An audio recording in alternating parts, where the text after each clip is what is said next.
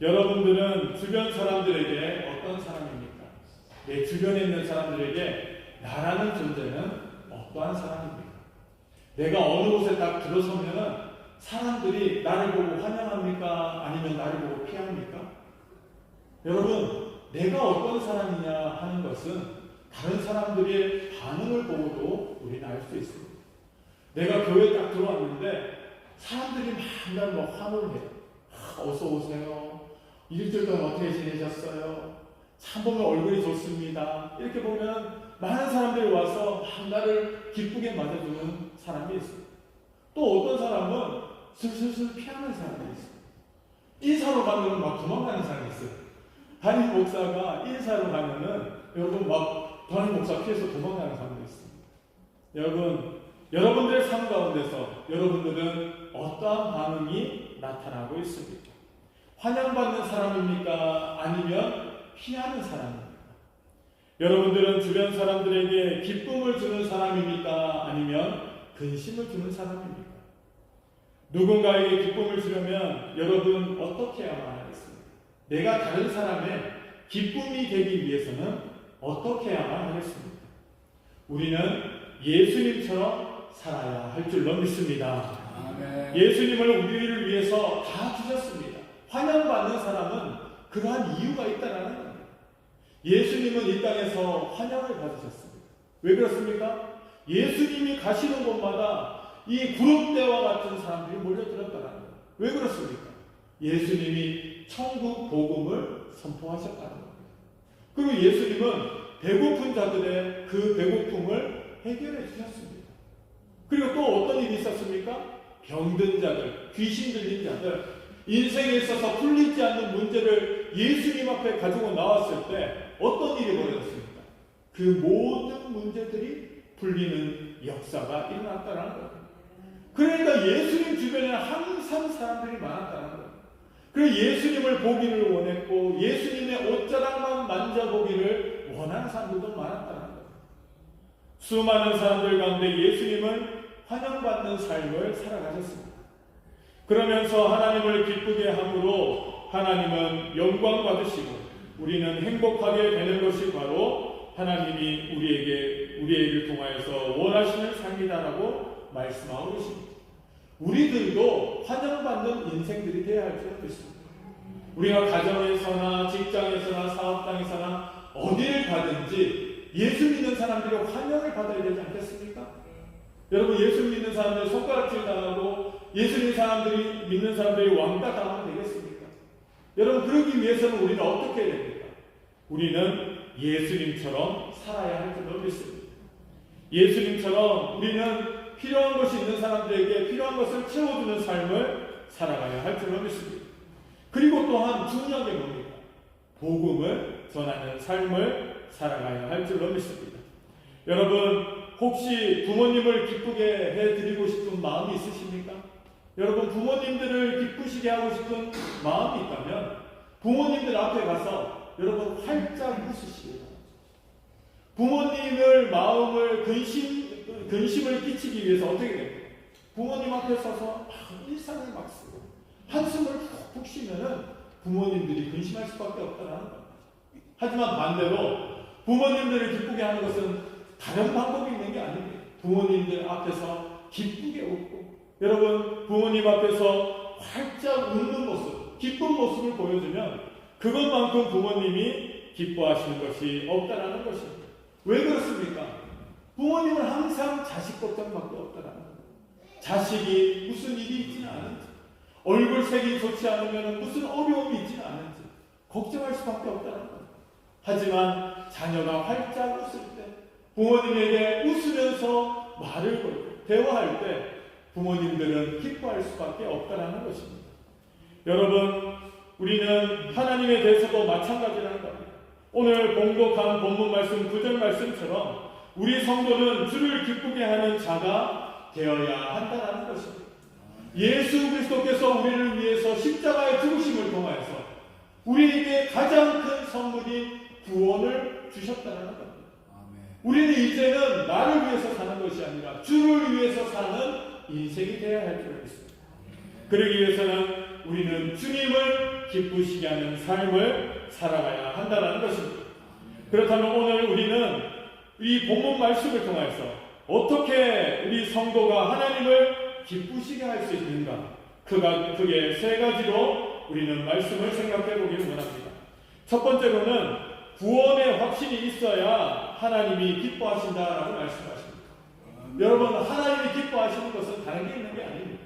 우리 성도들이 구원의 확신을 가지고 살아갈 때 하나님은 가장 행복해 하신다라고 말씀하십니다.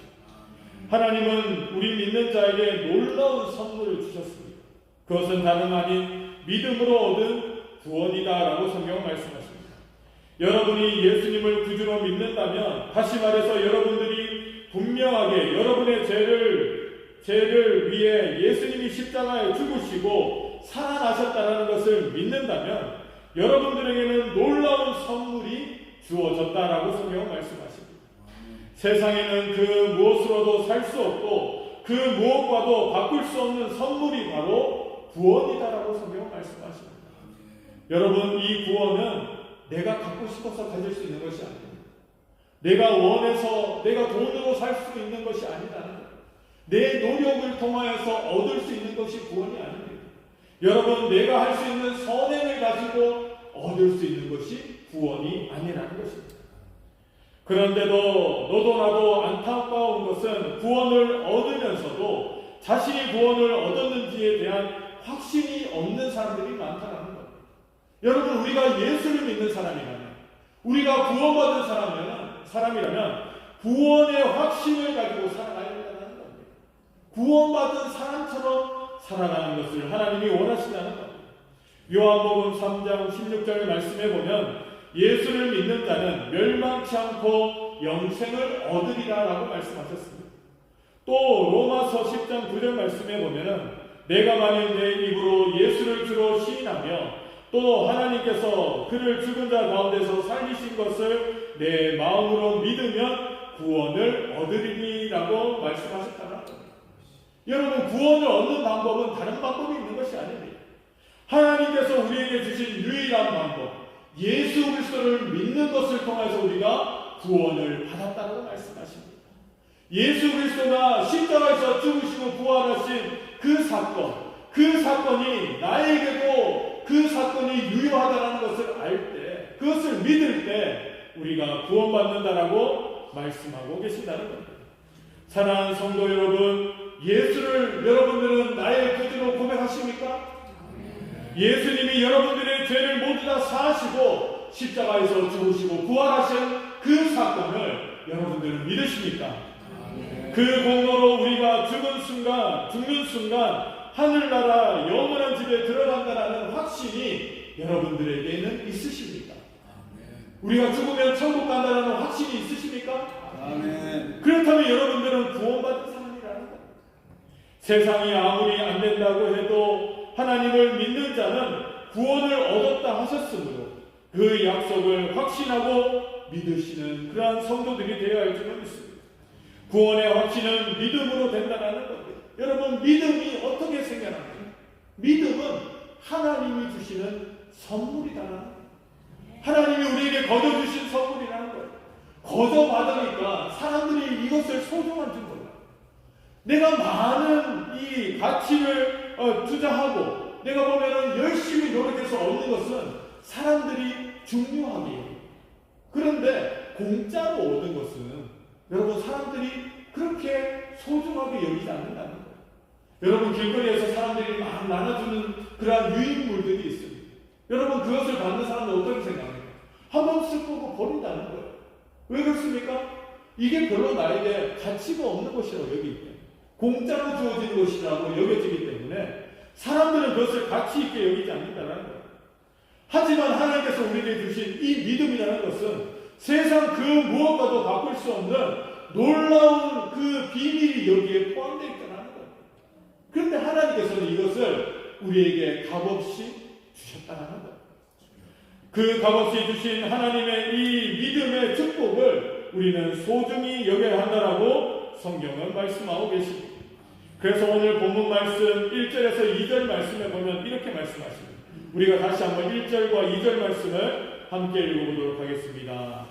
만일 땅에 있는 우리의 장막집이 무너지면 하나님께서 지으신 집 곧 손으로 지은 것이 아니요 하늘에 있는 영원한 집이 우리에게 있는 줄 아느니라. 참으로 우리가 여기 있어 탄식하며 하늘로부터 오는 우리 스스로 덧입기를 간절히 사모하더라. 아멘. 여러분, 이 말씀이 무엇을 뜻합니까?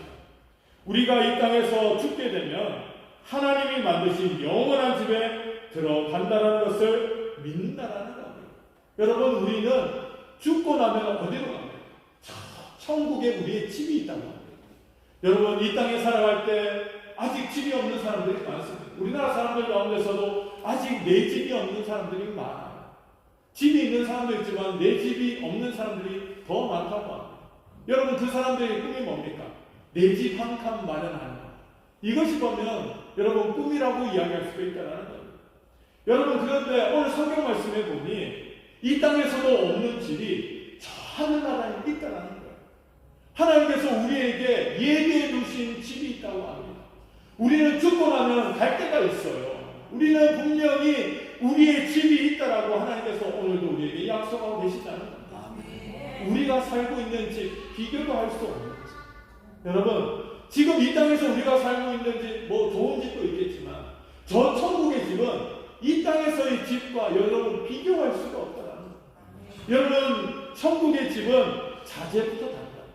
무엇으로 지어졌습니까? 요한계시록에 보니까 황금으로 지어졌어요. 황금으로 길이 깔려져 있고 온갖 보석들이 치장되어 있고, 여러분, 이 땅에서 아무리 좋은 집과도 비교했을 때 비교할 수 없는 그러한 집을 우리를 위해서 예수님이 예비하러 가셨다는 겁니다. 예수님이 승천하실 때 우리에게 분명히 말씀하십니다. 내가 너희들을 위하여서 처소를 예비하러 아버지께로 가노라고 말씀하셨다는 겁니다. 여러분, 집이 없으신 분 계십니까? 걱정하지 마시고, 여러분, 천국에 가면은 놀라운 집이 우리를 기다리고 있는 줄로 믿습니다. 그 집을 여러분 소망하시길 바랍니다. 이 땅에서 잠시 잠깐 살고 있는 집이 중요한 것이 아니라 우리는 영원한 천국에서 살 그 집을 소망하면서 살아가는 성도들이 되어야 할 줄로 믿습니다. 실상 우리의 삶을 보면 구원 얻었다고 확신이 있다고 하면서도 전혀 천국에 들어가지 못할 사람처럼 사는 우리들의 모습이 많다는 겁니다. 얼마나 많은 사람들이 낙심하고 살아가고 있습니까? 염려하고 살아가고 있습니까? 전쟁의 소식들, 여러분, 물가는 점점 올라간다고 합니다. 사업은 점점 어려워진다고 이야기합니다. 먹고 살기가 어려워지고 있다고 하고 그렇게 보면 많은 사람들이 이야기합니다. 여러분, 그렇지만은 우리는 그런 소식에 우리는 두려워할 필요가 없다, 놀랄 필요가 없다라는 겁니다. 왜 그렇습니까? 우리에게는 예비해 주신 처소가 있기 때문에. 우리는 죽고 나서 갈 곳이 있다는 겁니다. 이 땅에서도 하나님께서는 우리를 지켜주신다라고 말씀하고 계신다는 겁니다. 저 천국만 예비해 주신 것이 아니라 하나님께서는 믿는 성도들의 삶의 전반적인 모든 것을 예비해 주셨다라고 말씀하십니다. 여러분, 우리가 어떤 길을 걸어갈지 우리는 알지 못하지 않습니까? 우리가 내일 일어날 일을 어떻게 알 수 있습니까? 열흘 후에, 1년 후에, 10년 후에 우리의 삶이 어떻게 될지 어떻게 알 수 있습니까? 알 수 없다는 거예요. 그 누구도 한 치 앞을 내다볼 수 없어요. 단 10초 앞도 내다볼 수 없는 게 우리들의 삶이라는 거예요. 그렇지만 여러분, 우리는 걱정할 필요 없습니다. 왜 그러냐 하면은 예수님께서 이미 그 길을 다 걸어가십니다. 예수님의 걸어가신 그 길만 우리가 따라가면은 결국에는 우리는 천국에 들어갈 수밖에 없다는 거예요. 아멘. 그렇기 때문에 오늘도 염려하지 말고 걱정하지 말고 우리는 오늘도 믿음을 가지고 이 예수님 걸어가신 복음의 길을 걸어갈 수 있기를 주님의 이름으로 축원합니다. 아멘. 두 번째로 하나님을 기쁘시게 하려면은 성령으로 담대하게 살아야 한다라고 말씀하고 계십니다. 성도가 하나님을 기쁘시게 하려면 환난, 핍박을 두려워하지 말고 죽든지 살든지 두려움 없는 삶을 이루어 가야 한다라고 말씀하십니다. 오늘 본문 말씀 5절에서 7절 말씀 다시 한번 읽어보겠습니다. 5절에서 7절 말씀입니다. 곧 이것을 우리에게 이루게 하시고 보증으로 성령을 우리에게 주신 이는 하나님이시니라. 그러므로 우리가 항상 담대하여 몸으로 있을 때에는 주와 따로 있을 줄을 아노니 이는 우리가 믿음으로 행하고 보는 것으로 행하지 아니함이로다. 아멘. 쉽게 말하면 겁없는 삶을 살아야 하나님을 기쁘시게 하는 삶을 살아간다라고 말씀하십니다. 여러분, 우리가 누굽니까? 우리는 하나님의 자녀라는 거예요. 우리는 새 생명 얻은 자라는 거예요. 세상에 예수를 믿지 않는 사람들은 여러분 몸은 살아있어도 영혼은 다 죽은 사람, 죽은 시체와 같은 사람들이 바로 예수를 믿지 않는 사람들. 하지만 우리는 어떻습니까? 우리는 사실 살아난 자들. 우리는 예수를 믿음을 통해서 예수님이 부활하셨던 것처럼 우리도 부활한 사람이라는 거예요. 죄의 권세에서 노임을 받은 것이 바로 우리라는 거예요. 여러분, 그러한 우리들이 여러분 이 땅에서 어떻게 살아가야 되겠습니까? 여러분, 담대하게 살아가야 된다. 예수 믿는 사람처럼 살아가야 할 것을 말씀하고 계신다는 겁니다. 여러분, 만약에 어떤 사람이 죽었다가 다시 살아났다고 생각해 보십시오. 그 사람이 뭐가 되겠습니까? 죽었다가 다시 살아났어요. 진짜 죽었다가 다시 살아났어요. 그럼 그 사람은 아마 이 땅에서 두려울 것이 없다는 거예요. 왜 그렇습니까? 죽음을 체험했기 때문에. 여러분, 이 세상에서 죽음만큼 두려움이 있습니까? 없습니까? 없다는 거예요. 죽음의 권세를 이긴 사람은 이 세상에서 두려워할 게 없습니다. 왜 그렇습니까? 죽음 이후에 우리에게 새로운 생명이 있음을 우리는 믿기 때문이라는 사실입니다. 여러분, 그러한 우리들은 부활의 소망을 가지고 오늘을 살아가고 있습니다. 그러하기에 우리는 담대하게 살아야만 합니다. 담대하게 믿어야 할 줄을 믿습니다. 이 땅에서 담대하게 살아가고 믿는 자와 같이 오늘을 살아가는 우리들의 모습이 되어야 될 줄을 믿습니다. 예수 믿는 것을 창피하게 여기거나 박해받는 것을 두려워하면 어찌 예수님이 기뻐하시겠습니까? 여러분, 일본은 복음 이 전도율이 너무나도 낮아요. 1%가 되지 않는다고. 예수 믿는 사람이 전국에 보면은 이 인구의 1%도 제대로 되지 않습니다. 왜 그런지 아십니까? 예전에 이 복음이 일본에 먼저 들어왔어요. 복음이 들어왔을 때 엄청난 박해가 있었다. 수백 년 동안 일본이 이 박해를 받고 예수 믿는 자들을 고문하고 죽이고 그렇게 예수 믿는 사람들을 실을 말리는 시기가 여러분 몇백 년이 기다렸었잖아요. 1년도 아니고 10년도 아니고 몇백 년 동안 이 예수 믿는 사람들을 박해하는 시기가 있었잖아요. 여러분, 그런 가운데 많은 사람들이 믿음을 지키기 위해다가 죽고 어떤 사람은 이 복음을 저버리고 예수를 부인한 자들도 있었다는 거예요. 수백 년 동안 이런 일들이 벌어지자 여러분, 과연 예수 믿는 사람들이 누가 있겠습니까? 몇백 년 동안 이런 박해가 이루어졌는데 과연 예수 믿는 사람이 누가 있겠습니까? 근데 여러분, 지금도 이 일본에는 예수 믿는 그런 믿음의 가정들이 많다고.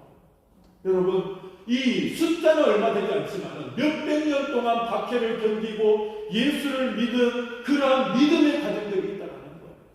그래서 일본에서 예수 믿는 사람들은 보통 우리 한국의 예수 믿는 사람들과 다릅니다.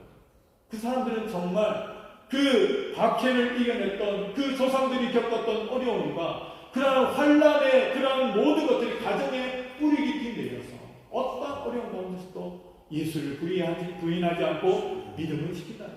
철저하게 신앙생활하는 자들이 일본 가운데서도 소수의 인원이지만 아직도 있다고 합니다.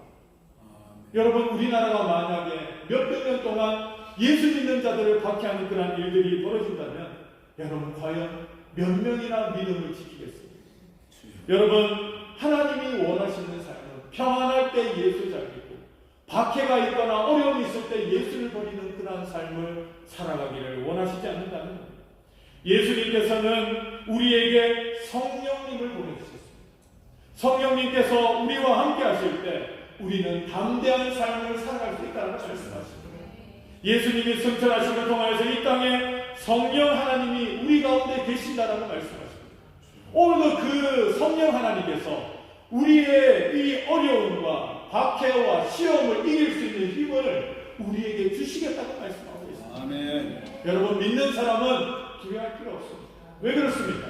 성령님이 오늘도 우리와 함께 하십니다. 아멘. 성령님의 그 은혜로 여러분 오늘을 살아가는 자는 두려워할 필요가 없습니다. 여러분, 예수님의 제자들을 한번 보시길 바랍니다. 여러분, 그들의 삶은 어땠습니까?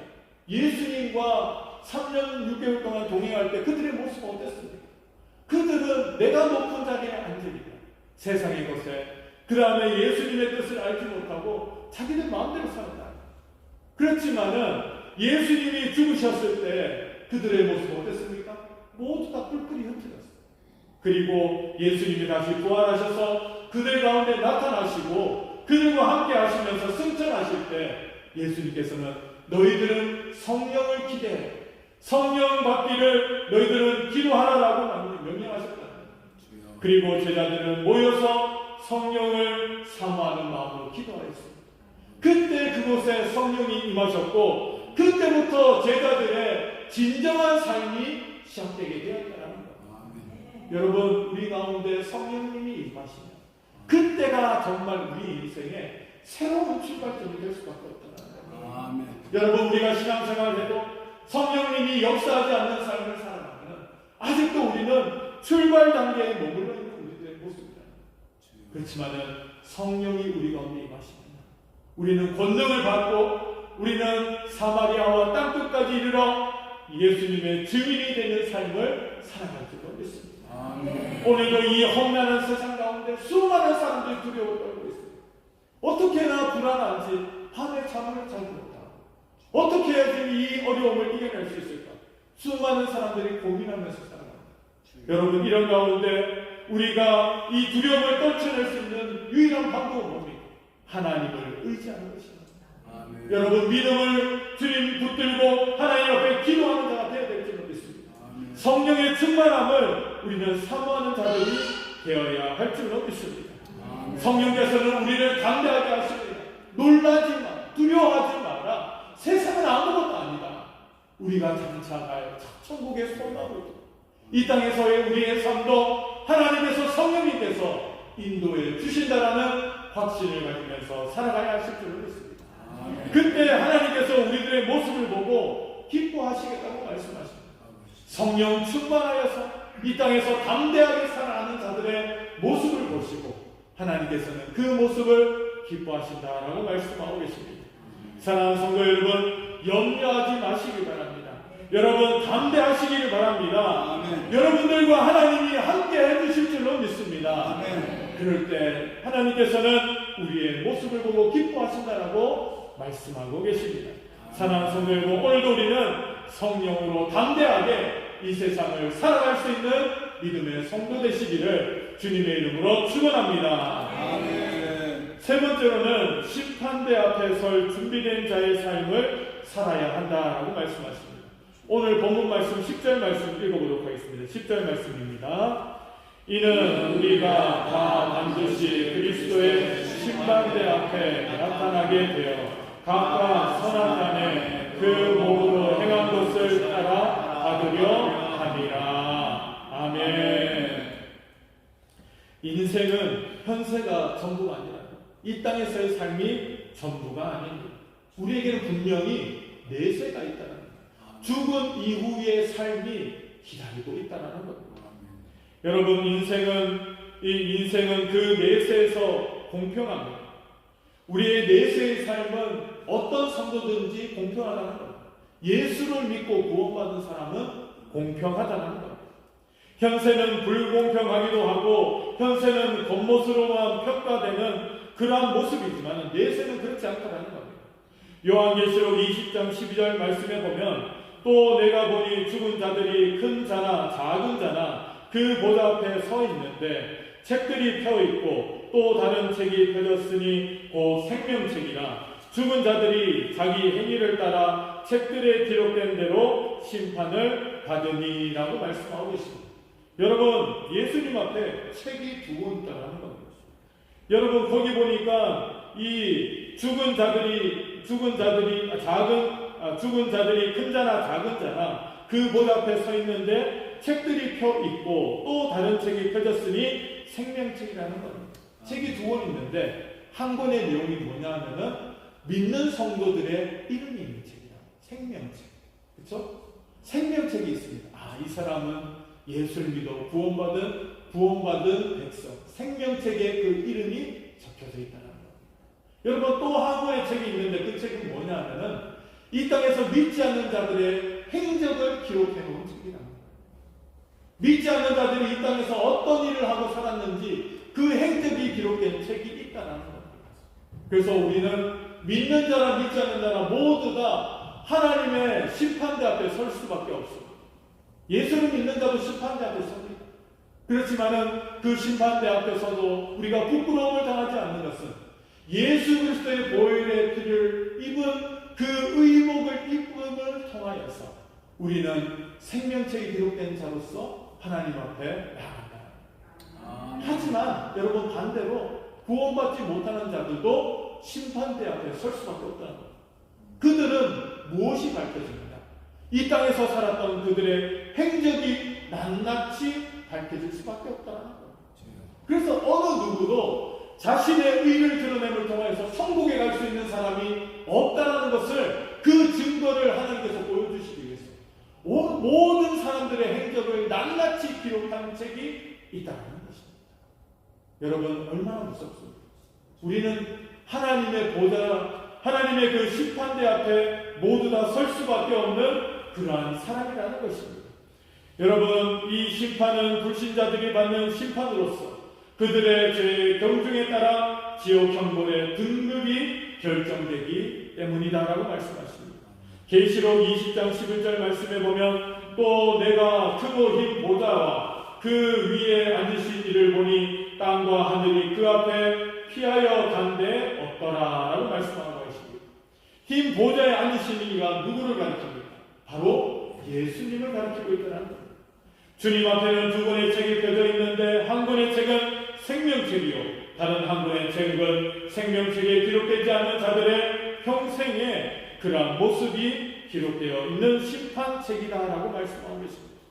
그리고 계시록 2장에 보면은 각자의 행한 대로 심판받는다라고 두 번이나 이 내용이 강조되어서 나오고 있다는 것입니다. 바울도 똑같은 말씀을 로마서 2장 6절에서 8절에 말씀하고 계십니다. 하나님의 심판 기준은 명백하다라고 말씀하십니다. 행한 대로 거둔다는 거예요. 쉽게 말하면 인과응보라는 겁니다. 사필 규정이라는 겁니다. 심은 대로 거두는 것입니다. 여러분, 하나님을 믿는 자는 의로운 것을 심을 수밖에 없습니다. 예수를 믿고 구원받은 백성은 의로운 것을 심을 수밖에 없다는 거예요. 의로운 것을 심음을 통해서 의의 열매를 맺습니다. 여러분, 믿지 않는 자들은 죄의 씨앗을 심음을 통하여서 죄의 열매를 맺을 수밖에 없다는 것입니다. 여러분, 이것이 공의의 하나님의 방법이라는 거예요. 우리같이 연약한 사람들을 하나님께서는 고치셔서 변화시키셔서 의의 씨앗을 심을 수 있는 그런 사람으로 만드신다는 거예요. 하나님의 방법은 강력합니다. 어떠한 사람이라 할지라도 하나님의 손에 붙들림을 받으면 의의 열매를 심을 수밖에 없습니다. 하지만 반대로 여러분, 예수를 믿지 않는 사람은 그가 아무리 선한 열매를 따려고 해도, 선한 씨앗을 심으려고 해도 여러분, 그 씨앗을 심을 수가 없다는 것입니다. 왜 그렇습니까? 그들은 마귀에게 속한 자들이기 때문이라는 것입니다. 그래서 우리는 분명히 그리스도의 심판대 앞에 선다는 것을 우리는 항상 마음속 깊이 새기면서 살아가야 될 줄로 믿습니다. 그래서 여러분, 우리가 이 땅에서 뭘 준비해야 됩니까? 하나님 앞에 서는 준비를 해야 됩니다. 심판대 앞에서는 준비를 해야 된다는 거예요. 그래서 오늘도 우리는 어떠한 삶을 살아가야 됩니까? 표대를 향하는 삶을 살아가라고 성경은 말씀하고 계십니다. 빌립보서 3장 14절 말씀, 우리 같이 한번 읽어보도록 하겠습니다. 빌립보서 3장 14절 말씀, 우리 같이 한번 읽어봅니다. 시작. 표대를 향하여 그리스도 예수 안에서 하나님이 위에서 부르신 부름의 삶을 위하여 달려간다. 아멘. 여러분, 우리는 표대를 향하여 살아요. 표대. 저 정확한 목적지를 우리가 가지고 가야 돼요. 여러분, 그것이 어디입니까? 천국이다. 천국이 우리의 삶의 목적지가 되어야 된다는 겁니다. 이 땅에서의 성공이 우리의 목적이 아니고, 이 땅에서 다른 사람에게 부러움을 받는 그러한 삶이 우리의 인생의 목적이 아니고, 우리의 목적은 분명하게 예수 그리스도의 십자가, 그리고 저 천국이 우리의 표대가 되어야 할 줄로 믿습니다. 그래서 오늘도 우리는 하나님을 기쁘시게 하는 삶을 살아가야 할 줄로 믿습니다. 여러분, 구원받은 우리 하나님의 백성들이 이 땅에서 어떻게 하나님을 기쁘시게 할 수 있습니까? 구원의 확신을 가지고서 오늘을 살아가라고 말씀하십니다. 성령으로 담대하게 살아가라고 합니다. 염려, 근심, 걱정에 억눌려서 여러분, 우리가 찌그러져서 사는 것이 아니라 우리는 당당하게 가슴을 들고 나는 하나님의 자녀다, 하나님의 백성이다, 이 땅에서 나는 당당하게 살아간다. 여러분, 이러한 마음을 가지고 살아가시기를 바랍니다. 그리고 또한 우리는 항상 심판대 앞에 설 준비를 하면서 이 땅에 살아가기 원합니다. 표대를 향하여서 예수 그리스도의 십자가를 바라보고 우리는 장차 들어가야 될 저 천국의 표대를 향하여서 믿음으로 나가는 성도들이 되어야 할 줄로 믿습니다. 사랑하는 성도 여러분, 그럼을 통해서 우리는 이 땅에서 하나님을 기쁘시게 하는 삶을 살아가기를 원합니다. 하나님 앞에서 기쁨이 되는 성도들이 되어야 할 줄로 믿습니다. 오늘도 우리는 이 말씀을 마음에 품고 우리가 정말 하나님을 기쁘시게 하는 믿음의 성도로서의 삶을 살아가는 저와 여러분들 되시기를 주님의 이름으로 축원합니다.